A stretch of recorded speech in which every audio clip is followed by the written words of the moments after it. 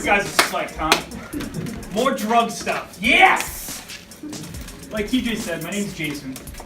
I am 41 years old, which makes me completely unqualified to speak to you in terms of pretty much trying to relate to anything that is happening in your life right now. Except for what we're going to talk about today. I'm actually an administrative coordinator there for the End Addiction Campaign.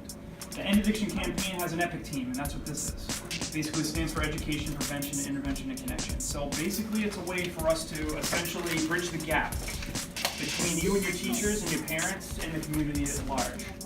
Helps to erase the stigma. So whatever you have in your mind right now of a junkie, a crackhead, of an alcoholic like myself, think about that for a second. 1969, if you're not familiar, you probably have no clue what 1969 looks like. But basically it was a hippie movement. It was a time where drugs were something of what they considered to be pleasurable. It was euphoric, it was something fun. And alcohol was, obviously there. Heroin was available. A lot of the other drugs that are around today weren't around then. But just to give you a little glimpse of what 1969 looked like, this is just like a little tiny video which basically kind of encapsulates, what it was like then. So it was peace, love.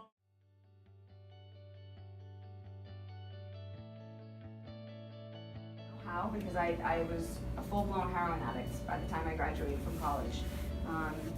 And it wasn't until I went to a missions trip last year, 2016, November, is when I realized that I needed to, put my big girl pants on. And I looked around when I was in Guatemala and realized that there's generations living in a hut, no running water, no floor, and they were happy.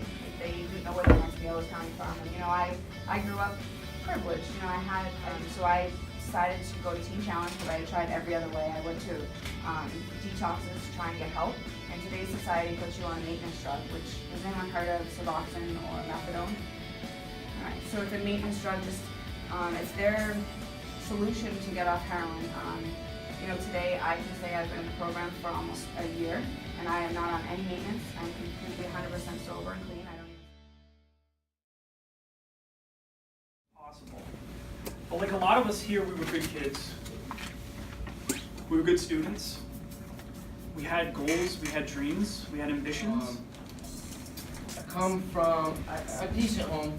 My mom's great, but both my parents are addicts. My father was never really present.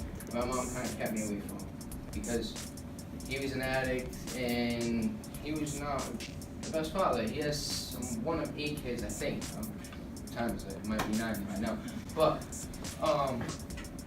yeah, so like my mom kind of kept me in the house when I was really young, and it took me a little while to figure out that my mom was actually an addict herself, and I was very bitter and insecure growing up.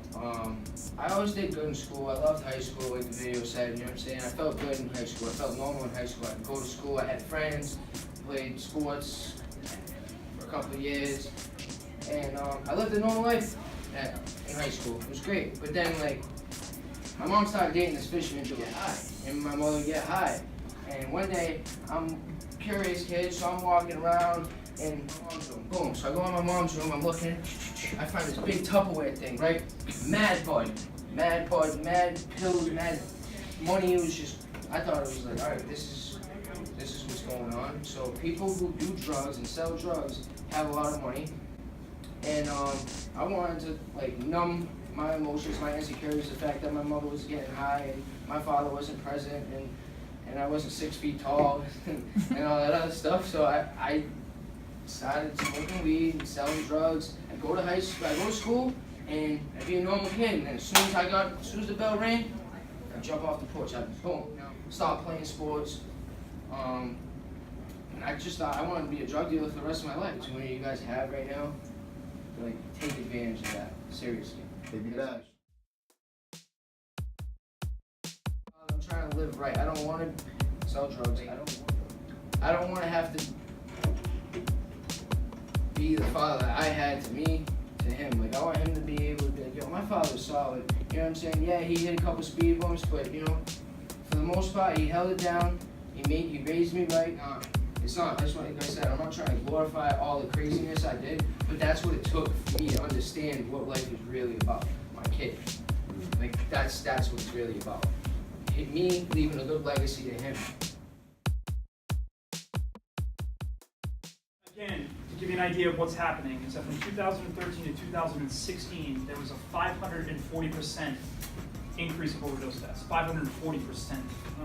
We talked about being a good kid and doing things that you never thought that you would end up doing. So when you start sacrificing the things that you love and start loving other things that aren't good for you, eventually the whole bottom is going to fall apart. You cannot maintain a drug dealing life. And like Lindsay was saying, like, sitting here, that's never going to be me.